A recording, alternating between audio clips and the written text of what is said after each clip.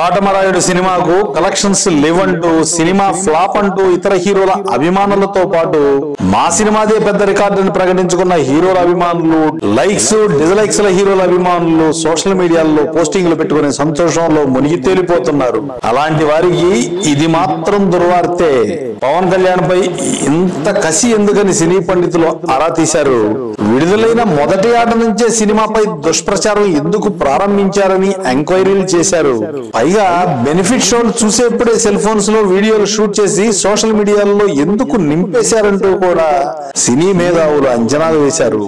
సహజంగా కాయలున్న చెట్లకే రాళ్ల దెబ్బలు తగిలేది. క్రేజ్ ఉన్న నటుడిపైనే ఇన్ని బాణాలు వదిలేది. ఎన్ని బాణాలు వదిలినా పవర్ స్టార్ దగ్గరికి ఆ బాణాలు రావాలి కదా. సినీ రంగంలో మాదే రికార్డుని ప్రకటించుకున్న వారి రికార్డుపై నెల తిరక్క ముందే సిరా పోసేశాడు కాటమరాయుడు. సరిగ్గా ఆదివారంకు ఆ రికార్డు బద్దలవబోతోంది. అంటే 54 రోజుల కలెక్షన్ ను కేవలం 17 రోజుల్లో బాధేయబోతున్నాడన్నమాట.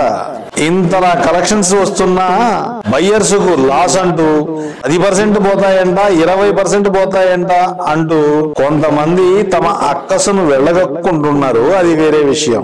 కానీ ఒక్కటి మాత్రం నిజం, కాటమరాయుడు కొన్న ప్రతి డిస్ట్రిబ్యూటర్ కూడా సేఫ్ అవబోతున్నాడు.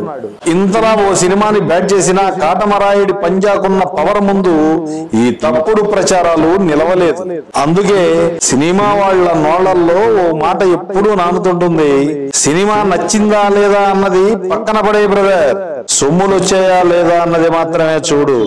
హీరోకు ఎంత స్టామినా ఉంటే 85 కోట్ల షేర్ కలెక్షన్ వస్తుంది చెప్పండి. పవర్ అభిమానులు ఈ పుకార్లను లైట్ గా తీసుకోండి. తీసుకుంటున్నారు కూడా మీరు. పవర్ రేంజ్ చాలా పవర్ఫుల్ బ్రదర్.